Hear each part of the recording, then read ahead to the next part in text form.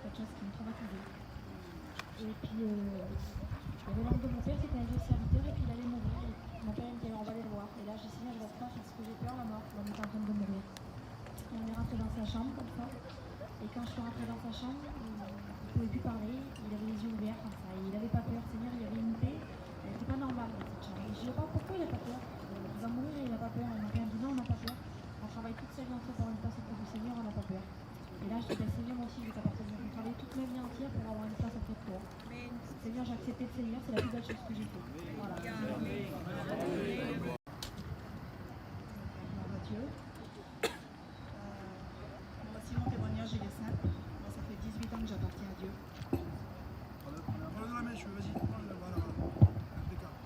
Ça fait 18 ans que j'appartiens à Dieu. Moi aussi, j'ai accepté le Seigneur. Moi aussi, ça a été dans la simplicité. J'ai donné mon cœur à Dieu tout simplement en ressentant la présence de Dieu un jour. Je peux vous dire que le Seigneur, il m'a comblé. Il m'a baptisé du Saint-Esprit. J'ai mon foyer qui sert le Seigneur, ça fait un petit moment maintenant. On travaille pour Dieu. Le Seigneur, il m'a comblé en toutes choses. Je peux vous dire que j'ai eu des moments de découragement, j'ai eu des moments on a passé plein d'épreuves avec mon foyer. Je peux juste vous dire que le Seigneur, il a toujours été là pour nous. Le Seigneur, il nous a toujours porté. Le Seigneur, il nous a toujours donné la paix. Il nous a toujours sorti des situations qu'on croyait impossibles. Le Seigneur, il nous en a sorti. Et voilà, celui qui est là et qui ne connaît pas le Seigneur, eh bien, n'hésitez pas. Faites une expérience et Dieu vous bénira. Gloire à Dieu. Amen. Je dis bonsoir à tous dans le nom du Seigneur. Je vais vous dire quelques mots de mon témoignage. Moi, je suis un garçon qui a grandi en région parisienne. J'ai grandi dans un foyer de serviteurs de Dieu. On a grandi dans les conventions, dans les missions. Voilà, et puis ma vie était comme ça. Et puis à l'âge de 16 ans, j'ai mon père qui était prédicateur, qui est parti auprès du Seigneur. Et c'est quelque chose dans mon jeune âge que je n'ai pas compris. Et on vivait dans une région où il n'y avait pas beaucoup de chrétiens, on était les seuls chrétiens qu'il y avait dans cette région parisienne, là, dans ce coin-là. Et puis là, à ce moment-là, je me suis engouffré dans le monde. Le monde s'ouvrait à moi, et vous savez, dans un foyer, comme on n'a plus de père qui tient le foyer, il y avait que ma mère. Mais heureusement, j'ai ma mère qui est une femme qui a prié beaucoup et qui a jeûné beaucoup pour moi. Et puis les années ont passé. Je vous dis, je me suis engouffré dans le monde, avec un peu comme tout le monde. Je sortais les belles soirées, les vilaines soirées, les bas-fonds du monde. J'ai très bien connu tout ça. Et puis à l'âge de 24 ans, j'ai fondé un foyer. Ma compagne était chrétienne, elle me parlait de Dieu. Mais moi, les choses de Dieu, j'en voulais pas, j'en étais très loin. Et puis les années ont passé comme ça. Et puis un jour, je me suis retrouvé dans un terrain. J'étais, je vous dis, très loin des choses de Dieu. En mission, je n'y allais plus. Dans les conventions, je n'y allais plus non plus. Et puis le soir, j'ai sorti, au respect que je dois aux anciens qui sont là. Je suis rentré très tard, j'arrivais plus à monter dans ma caravane. Et le lendemain, ma compagne m'a regardé, elle m'a dit, Yankee, elle dit vraiment, elle dit, t'étais dans un état hier, elle dit vraiment, elle dit, c'était pas bon. Elle m'a juste dit ça. Et là, j'étais sous mon auvent et j'ai vu la paix, mes frères, cette vraie paix qui nous vient du ciel. À travers ces gens qui étaient en face, c'était un serviteur de Dieu, cet homme-là, c'était le Pépino Azaïs. Et dans mon cœur, je dis, Seigneur, je dis, cette paix qu'ils ont ces gens-là, je dis, je la veux. J'ai juste dit ça dans mon cœur. Et puis quelques jours s'est passé, j'ai emmené ma compagne à la réunion. Et quand je l'ai emmenée dans cette réunion, semblable à celle-là, le Seigneur a bouleversé ma vie. J'étais ignorant, pourtant j'avais grandi dans un foyer de serviteurs de Dieu, mais je ne savais pas ce que c'était la paix de Dieu, cette paix qui nous vient du ciel.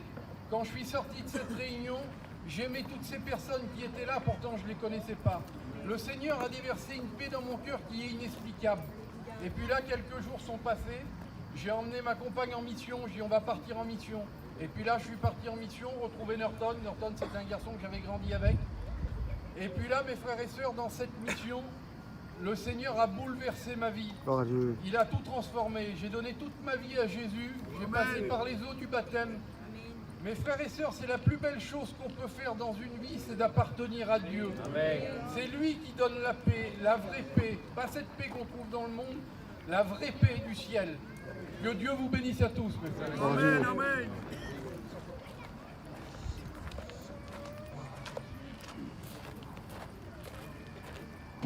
Voilà, gloire au Seigneur. Amen. Amen. On va faire quelque chose, si vous voulez, ensemble. On va demander la grâce du Seigneur sur nos vies ce soir. Amen. J'aimerais, pour ceux qui veulent le faire avec moi, qu'on se lève et on va prier le Seigneur ensemble. On va lever nos mains vers lui. Je vais lire un texte de la parole de Dieu avec vous ce soir. Dans l'évangile de Luc, pour ceux qui ont la parole. Évangile de Luc, au chapitre 14. Jésus est entré un jour de sabbat dans la maison d'un des chefs pharisiens pour prendre un repas. Et les pharisiens l'observaient. Écoutez bien. Et voici un homme hydropique. Retenez le mot. Il y avait un homme qui est rentré, il était hydropique. Qu'est-ce que ça veut dire? On va le voir ensemble. Il était là devant lui. Jésus prit la parole et dit aux docteurs de la loi et aux pharisiens, est-il permis au nom de faire une guérison le jour du sabbat? Ils gardèrent le silence. Alors Jésus avança sa main sur cet homme et il le guérit. Amen. Amen. La Bible dit que cet homme, il avait une maladie un peu spéciale qu'on appelle l'hydropisie. Peut-être que vous ne savez pas ce que ça veut dire. Cet homme, il avait un œdème. Il était enflé, il avait les pieds enflés, les jambes enflées. Ça se voyait qu'il était malade. Et aujourd'hui, avec la médecine d'aujourd'hui, on a découvert que cette maladie était la conséquence d'une insuffisance cardiaque. Mais à l'époque, les médecins de l'époque ne le savaient pas. Aujourd'hui, on le sait. Et quand on étudie la parole de Dieu, on voit que cet homme, il était malade du cœur, il avait une insuffisance cardiaque. Et à cause que son cœur ne marchait pas, il avait un problème physique visible. Et ce problème physique visible qu'il avait, en réalité, c'était un problème de cœur. C'était le cœur qui ne marchait pas. Mes amis, il y a des problèmes dans nos familles qui sont visibles. Il y a des souffrances visibles autour de nous. La drogue est une souffrance visible, l'alcool est une souffrance visible, l'adultère est une souffrance visible qui brise des foyers. Toutes ces choses sont des souffrances visibles. Mais ces souffrances sont les conséquences d'un problème de cœur. Et j'aimerais vous dire quelque chose. Ça va mal. Il y a un problème dans le monde. Le monde est enflé. C'est l'œdème du péché. Et je vais vous dire quelque chose. On dit, t'as vu tout ce qui se passe, c'est le diable, il y a le diable, c'est le diable, le diable, le diable. Eh bien, j'aimerais vous dire quelque chose, mes amis, que c'est beaucoup plus proche que vous le croyez. D'où viennent toutes les choses? D'où viennent tous tes problèmes? D'où vient toute ton angoisse? D'où vient toute ta tristesse, toute ta peine? Tout ce qui ne va pas dans ta vie, d'où ça vient? Ben, c'est la Bible qui nous donne la réponse. Dans l'évangile de Matthieu, au chapitre 15 et verset 19, c'est où, Seigneur, les problèmes de l'humanité? C'est où? C'est où que ça vient, ton problème ce soir? Car c'est du cœur. Car c'est du cœur que viennent les mauvaises pensées, les meurtres, les adultères, les débauches, les vols, les faux témoignages, les calomnies. Voilà les choses qui souillent l'homme. Les problèmes en réalité que tu as, tous les soucis que tu as, c'est pas un problème d'argent. Ça ira pas mieux si tu touches l'euro million. C'est pas un problème seulement de maladie, parce qu'il y a des chrétiens malades qui louent Dieu et qui sont bénis. Comment ça se fait? Le problème de l'homme, mes amis, est un problème de cœur. C'est là que ça se passe. Et Jésus, en guérissant cet homme, c'était pas seulement son corps qu'il avait guéri, c'était son cœur, son âme. Et j'aimerais vous parler des maladies du cœur qu'on peut avoir ce soir. Dans la parole de Dieu, il nous est dit, dans le psaume 147, verset 3, il guérit ceux qui ont le cœur brisé. Il y a des personnes qui sont venues à Tarascon à la réunion ce soir. Ils sont assis à côté de vous, ils sont là. Mais à l'intérieur du cœur, là, c'est brisé. Ils ont vécu des deuils il y a des années, des maladies, des souffrances. Il y a des problèmes dans le foyer que personne ne voit. Et ça, un cœur brisé, mes amis, ça ne se voit pas à l'œil nu. Il n'y a que le divin docteur qui le voit. Amen. J'ai une cousine.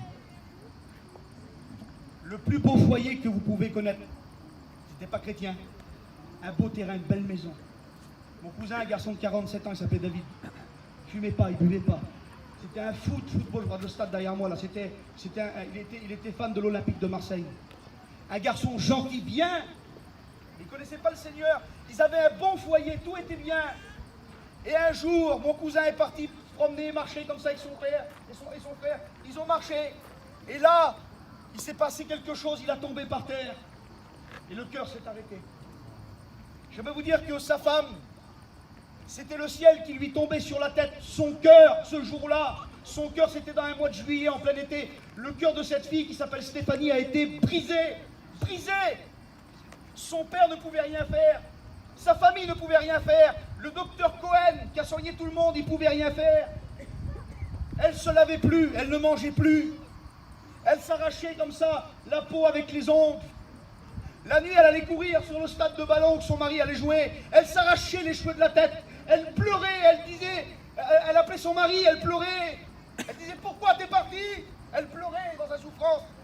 3 fois, elle avait chargé le fusil pour sauter la vie. Un cœur brisé. Mais un jour d'hiver, au mois de décembre, elle est venue à la réunion. Amen. Alléluia. Amen. Elle est venue à la réunion. Et la parole de Dieu dit qu'il guérit ceux qui ont le cœur brisé. Elle s'est assise là au premier rang dans cette salle ce soir-là, dans les Algécos, mes amis, à l'église de Morangis, cette petite église en Algécos. Elle s'est assise là. Et ce jour-là, elle a dit, Seigneur, si tu peux guérir mon cœur, fais-le. Elle a été baptisée du Saint-Esprit. Gloire à Dieu. Dieu guérit Amen. les cœurs brisés. Dieu. Quelle beauté, Seigneur. Amen. Et aujourd'hui, ses enfants sont chrétiens, sa famille est chrétienne. La Bible dit aussi qu'on peut avoir un cœur endurci. La Bible dit que Pharaon endurcit son cœur. Vous savez qu'il y a des hommes durs autour de nous, des femmes dures. Ils endurcissent leur cœur. Pourtant, ils savent que c'est vrai l'évangile. Ils écoutent la parole, mais ils disent non. Ils disent non. Ils disent non. Et à chaque fois, ils se créent une carapace sur le cœur. Et on devient de plus en plus dur. C'est dur. Tu as écouté les plus beaux messages, tu as écouté les plus grands prédicateurs espagnols, catalans, Manouche, Sinti, tu as été de partout. Tu as écouté tout le monde, tu as le cœur qui est dur. Alors c'est mort pour toi ce soir? Non, c'est pas mort, on va le voir après. Gloire à Dieu. On continue. On peut avoir aussi un cœur angoissé. C'est écrit dans le Lévitique. Des cœurs angoissés. Le monde est angoissé, mes amis. J'ai jamais vu le monde aussi angoissé qu'en ce moment. Vers nous, il y a un mot. Je ne sais pas si vers les gitanes, ils le disent, mais les petites manouches, ils disent ça, les petites voyageuses. Comme ils parlent, ils disent, maman, quelle angoisse. Ils disent, ah Dieu, quelle angoisse, quelle angoisse. C'est le mot de la mode chez nous à Paris. Dès qu'il y a quelque chose, ah, quelle angoisse. C'est le mot à la mode, l'angoisse. T'as tout qui va bien, t'as gagné un petit billet, t'es là, le cœur il est angoissé, tu comprends pas pourquoi. J'expliquais hier à l'église de Arles que j'ai ma tante, moi, ma tante. Ils ont tout. Un beau petit terrain, une belle maison, ils n'ont pas de malade. Et puis comme je suis rentré chez eux il n'y a pas longtemps, ils avaient construit une belle maison. Ils ont fait une belle salle de bain, j'ai expliqué hier. Et là, il y avait le lit comme ça, on me faisait visiter sa maison. Et là, le lit, il y avait un grand lit de 2 mètres avec des grosses têtes d'oreiller comme ça. Et là, je me dis, moi, Dieu, tu dois bien dormir dans ce lit là. Et puis mon oncle, il me disait, tu vois, qu'est-ce qu'on a fait, quelle beauté, tout ça.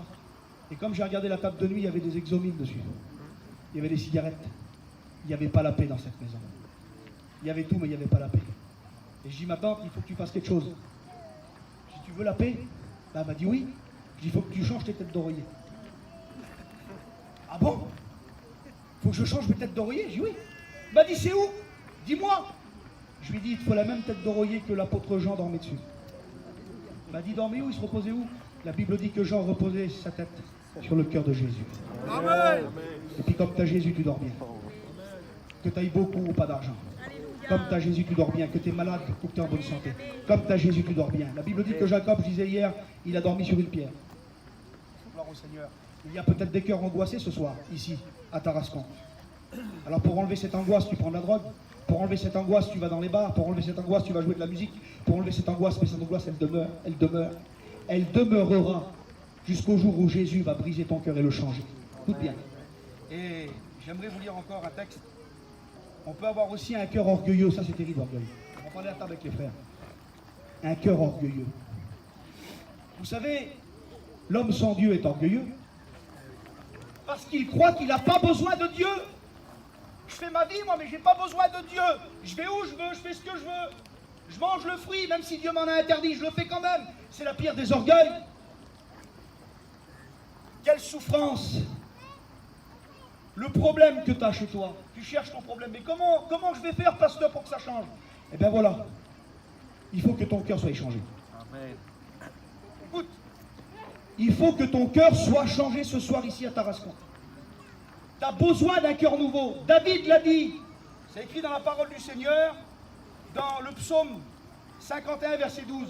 Pourtant, David avait tout. Il a dit, Seigneur, crée en moi un cœur pur. Crée en moi un cœur pur. David savait qu'il fallait un nouveau cœur. Il te faut un nouveau cœur ce soir. Mais alors comment faire? Eh bien, il y a une promesse que Dieu a faite. Et je vous le lis, c'est tout simple. Hein. Cette promesse, c'est dans Ézéchiel 36. Je vous donnerai un cœur nouveau. Écoutez bien. Ce soir ici à Tarascon, écoute bien l'opération, c'est une opération. J'ôterai le cœur de pierre et je te donnerai un cœur de chair. Tu sais comment ça s'appelle dans la médecine, ça? Ça s'appelle une transplantation cardiaque. Vous savez que ça? Changer un cœur, c'est une transplantation cardiaque.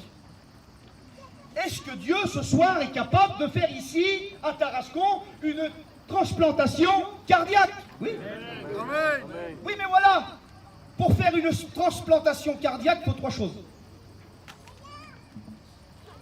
Il faut un cœur compatible. À tous. Parce qu'on est tous différents. Il faut un donneur. Et il faut que quelqu'un meure. Alors on a besoin d'un cœur compatible à tous. Mais où c'est qu'on va le trouver, ce cœur-là?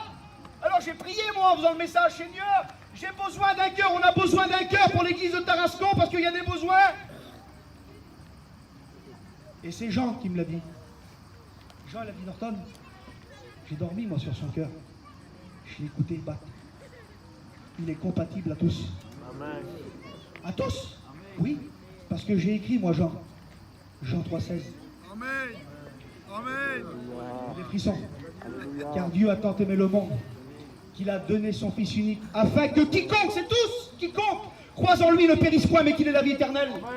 Oui, le cœur de Jésus est compatible à tous, et croyez-moi, il marche bien, le cœur de Jésus. Amen. Il marche bien, il a fait des kilomètres à pied, des kilomètres et des kilomètres, il est inusable, il est éternel son cœur.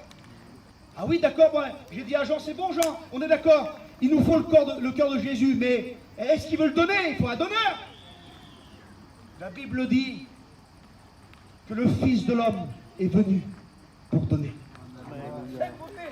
Mes frères et sœurs, le Fils de l'homme est venu pour donner. Il est venu pour donner sa vie. Alors il faut qu'il meure maintenant. Merci Seigneur. Il est compatible à tous, le cœur de Jésus. Il est donneur, mais il faut qu'il meure. Là, vous savez ce qu'on va faire ce soir? On va aller à la croix. Et normalement, si je lis bien l'évangile, il y a quelqu'un qui s'appelle Joseph d'Arimathée. Normalement, il va venir récupérer le corps de Jésus. C'est ce qu'on va faire, nous, avec l'église de Tarascon, là. On va venir récupérer le corps de Jésus ce soir. On va aller à la croix. Et on est devant la croix ce soir. Et puis, Jésus est crucifié, vous connaissez l'histoire. On va le chercher. On va le chercher là-bas à Gethsémané. Il n'y avait pas plus beau que Jésus. La Bible dit, tu es le plus beau des fils des hommes, la grâce est répandue sur tes lèvres, psaume 45.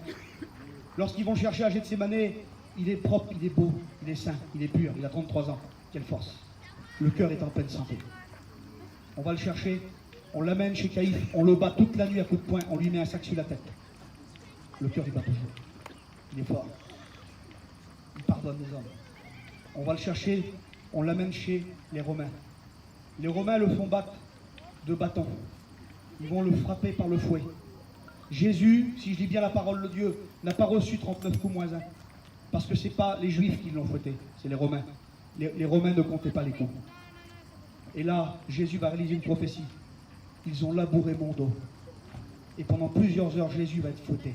Mais le cœur bat toujours. Quel cœur ça. On l'emmène à la croix, Jésus. Écoutez bien. À la croix, Jésus est crucifié. Il est là.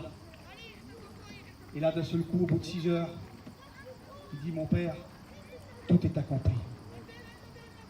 Et là, le cœur de Jésus s'arrête. Et à ce moment-là, nous, l'église de Tarascon, on est là. Et puis il y a Joseph d'Arimathée. Et si on aurait pu lui demander, Joseph, on a besoin d'un cœur pour Tarascon, là-bas, il y a des besoins, mon bon Joseph d'Arimathée. On ne peut pas récupérer le cœur de Jésus. Et là, Joseph, il m'aurait dit sûrement, pourtant tu peux pas. Parce qu'ils ont percé son côté avec une lance. C'est mort. L'église de Tarascon, c'est mort, alors c'est foutu. La transplantation ne peut pas se faire. Quel dommage. Tu vas mourir dans ton péché alors, tu resteras comme ça, tu vas être perdu pour l'éternité. Mais je suis Joseph d'Arimathée. Ils mettent Jésus au tombeau. Et là j'attends.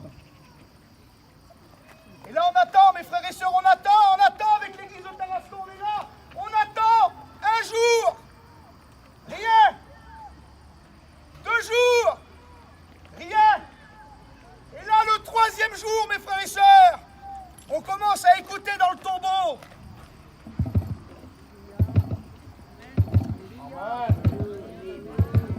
Le cœur de Jésus rebat, il est ressuscité des morts. Gloire à Dieu. Et il est où le cœur de Jésus? Il est où ce soir? Est-ce qu'il y a des chrétiens de nouveau ce soir? Il est où le cœur de Jésus? Il est où? Mettez votre main là. Alléluia. Vous le sentez là? Gloire à Dieu. Christ en nous, Amen. l'espérance de la gloire. Béni soit Dieu. Alléluia. Alors aujourd'hui, on était des pécheurs, nous. On était des pécheurs, on était des sales, on était des pas bons. Mais Jésus nous a donné son cœur, il nous a sauvés, il vit en nous. Et aujourd'hui, j'ai un cœur pur, 1 Pierre 1, 22. J'ai un cœur joyeux, psaume 4, verset 8. J'ai un cœur droit, psaume 7, verset 11. J'ai un cœur instruit, psaume 16, verset 7. J'ai un cœur réjoui, psaume 19, verset 9. J'ai un cœur sans crainte, psaume 27, verset 3. Je vous fais grâce des versets. Un cœur qui cherche Dieu, un cœur confiant, un cœur qui chante, un cœur affermi, un cœur brûlant, un cœur bouillant, un cœur vrai, un cœur humble, un cœur rassuré, un cœur intègre, un cœur d'adorateur. Vous connaissez ça, sans zélo? Un cœur d'adorateur, un cœur ferme, un cœur entier, un cœur sage et un cœur qui garde la parole. Amen.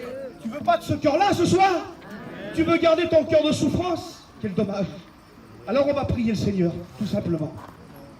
Et on va faire quelque chose pendant que je ferme la parole de Dieu. Ce soir ici à Tarascon, le Seigneur va faire un miracle pour toi. Gloire à Dieu. Au nom de Jésus. Amen. Le Seigneur va faire quelque chose pour toi. Tu as écouté le message. Je voudrais que tout le monde ferme nos yeux. Je voudrais que l'Église prie. Que l'Église prie. Que l'Église prie. La gloire, Jésus. Et je voudrais faire une demande à quelqu'un ce soir. Ou plutôt Jésus voudrait faire une demande à quelqu'un. Quelqu'un qui a le cœur brisé, bouleversé. Et qui voudrait que le Seigneur fasse un miracle dans sa vie. Tu n'as pas la force de prier, tu n'as pas la force de lever la voix. Mais en toi, tu es brisé. Jésus va guérir ton cœur ce soir ici. Comment faire, pasteur? Est-ce que tu veux l'accepter? Dire, Seigneur, opère mon cœur. Lève ta main et je vais prier pour toi. Si tu as besoin de Jésus, lève ta main bien haute. Le Seigneur va venir te visiter. Lève ta main. Lever sa main, ça veut dire, Seigneur, j'ai besoin de toi. Viens. Viens, Seigneur, je n'en peux plus. J'ai besoin que tu enlèves de mon cœur tout ce qui n'est pas bon. Renouvelle mon cœur, Seigneur. Renouvelle en moi un esprit bien disposé. Est-ce qu'il y a quelqu'un ici à Tarascon ce soir qui a besoin de Dieu, qui a besoin d'être renouvelé ce soir, qui est en miettes dans son cœur? Est-ce que tu as besoin du Seigneur? Ferme tes yeux, lève ta main si tu as besoin. Le Seigneur te voit, ma soeur. Bénis cette soeur, Seigneur, au nom de Jésus. Bénis-la. Le Seigneur te voit, mon frère, devant. On prie pour toi. Bénis cette soeur aussi. Amen. Dieu te voit. Priez, Seigneur. Le Seigneur te voit aussi, ma soeur. Le Seigneur te voit. Ceux qui lèvent la main, priez à votre place. Priez Jésus, il est là. Il est en train de d'œuvrer dans vos cœurs. Et s'il y a quelqu'un peut-être sur la droite, un homme, un jeune garçon peut-être qui en a marre, au nom de Jésus. J'étais comme toi, moi, il y a 19 ans en arrière. J'étais dans la drogue, dans le péché. J'étais sale. Le Seigneur a changé mon cœur. Il m'a délivré de la drogue. Il a fait de moi un serviteur de Dieu. Il t'appelle, le Seigneur. Il a un plan pour toi. Est-ce que tu veux lever ta main? Est-ce qu'il y a quelqu'un sur la gauche qui a besoin? Qui a besoin d'un miracle dans son foyer? Tu veux que ça change? T'en peux plus? T'en as marre? Lève ta main, on va prier pour toi. Laisse faire le miracle. Laisse Jésus faire le miracle. Lève ta main bien haut. Fais pas l'orgueilleux. Faut pas être un orgueilleux, Seigneur. Si tu réalises que tu as besoin ce soir, fais un signe au Seigneur. Je fais cette dernier appel et je laisse la passe à Bol qui va nous chanter un cantique. Est-ce qu'il y a quelqu'un qui veut lever sa main là-bas? Seigneur te voit, frère. On va prier pour toi, mon frère. Que Dieu te bénisse. Prie-le où t'es. Le Seigneur va te visiter. Il va faire de toi un homme nouveau, crois-le. Il va changer ton cœur, il a un plan pour toi, le Seigneur. Prie le Seigneur à ta place. Peut-être une sœur aussi. La Bible dit arrachez-les du feu. Le Seigneur revient prendre son église. On vit des temps de l'histoire que c'est la fin, on sait que c'est la fin, Jésus revient. On fait cette dernière appel. Est-ce que tu veux donner ton cœur à Dieu? Lève ta main ce soir. Le ciel est en fait pour un pécheur qui se repent, qui demande pardon. Demande pardon à Dieu. Dis Seigneur, j'en peux plus de ma vie, je veux t'appartenir. Lève ta main et Dieu va te guérir. Il va changer ton cœur, Seigneur. Paul, tu viens chanter un cantique. On reste dans la présence du Seigneur, on écoute un cantique par le frère.